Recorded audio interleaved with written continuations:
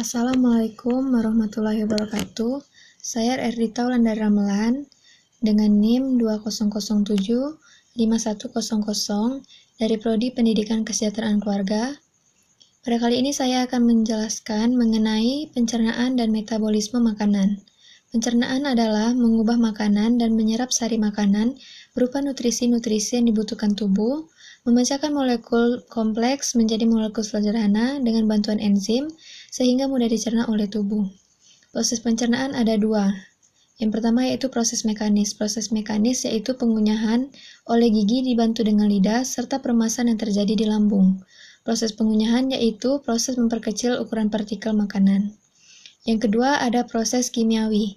Proses kimiawi yaitu pelarutan dan pemecahan makanan oleh enzim-enzim pencernaan dengan mengubah makanan yang bermolekul besar menjadi molekul yang berukuran kecil.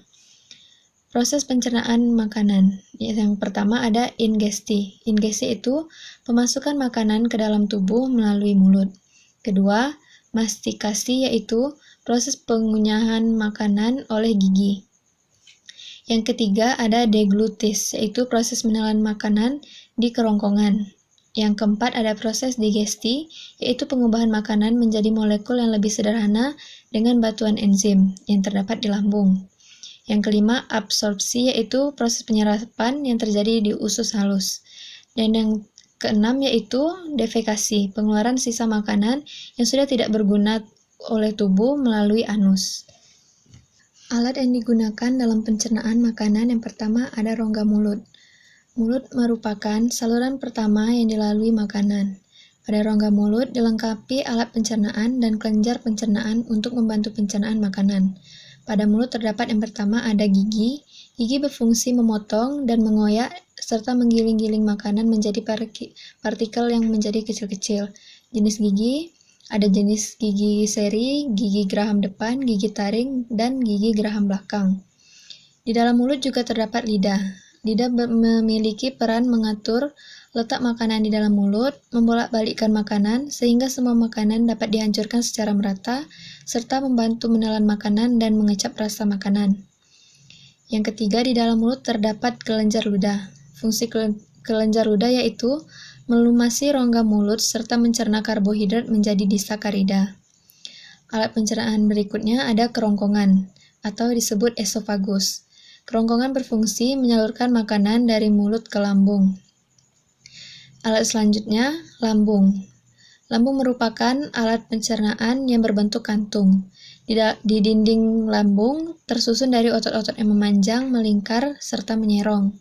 Hal ini memungkinkan makanan yang masuk ke lambung dapat dibolak-balik dan diremas sehingga menjadi lebih halus. Kemudian, alat yang berikutnya ada usus halus. Lambung melepaskan makanan ke dalam usus 12 jari yang merupakan bagian pertama dari usus halus. Makanan masuk ke dalam duodenum atau usus 12 jari melalui sphincter pylorus dalam jumlah yang bisa dicerna oleh usus halus. Jika penuh, duodenum akan mengirimkan sinyal kepada lambung untuk berhenti mengalirkan makanan. Setelah usus halus, ada alat usus besar. Usus besar menghasilkan lendir dan berfungsi menyerap air dan elektrolit dari tinja. Banyak bakteri yang terdapat dalam usus besar berfungsi mencerna beberapa bahan dan membantu penyerapan zat-zat gizi. Alat yang berikutnya yaitu rektum. Rektum adalah sebuah ruangan yang berasal dari ujung usus besar dan berakhir di anus. Biasanya rektum ini kosong karena tinja disimpan di tempat yang lebih tinggi. Dan jika tempat lebih tinggi atau jika colodescens penuh dan tinja masuk ke dalam rektum, maka timbul rasa keinginan ingin buang air besar. Dan alat yang terakhir yaitu ada anus. Anus merupakan lubang di ujung saluran pencernaan di mana bahan limbah akan keluar melalui anus tersebut. Gangguan sistem pencernaan yang pertama ada apendikitis yaitu radang usus buntu. Yang kedua diare yaitu feses yang sangat cair akibat peristaltik yang terlalu cepat. Yang ketiga ada konstipasi atau sembelit yaitu kesukaran dalam proses defekasi atau buang air besar. Yang keempat, ada gangguan maldigesti, yaitu terlalu banyak makan suatu zat yang merangsang lambung. Yang kelima, ada parotitis, yaitu infeksi pada kelenjar parotis. Yang keenam, ada tukak lambung atau MAH. MAH adalah radang pada dinding lambung yang diakibatkan infeksi Helicobacter pylori. Dan gangguan yang terakhir ada serostomia, yaitu produksi air liur yang terlalu sedikit.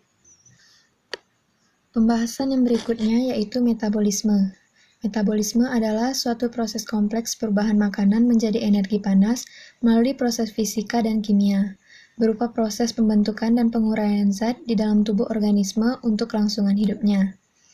Ada dua macam metabolisme, yaitu katabolisme dan anabolisme. Faktor-faktor yang mempengaruhi metabolisme yaitu usia, suhu tubuh, jenis kelamin, aktivitas, dan hormon tubuh. Beberapa gangguan metabolisme ada hipertiroidisme, diabetes, dan gangliosidiosis. Sekian pembahasan dari saya, semoga dapat dipahami dengan mudah. Jika ada kesalahan saya mohon maaf. Wassalamualaikum warahmatullahi wabarakatuh.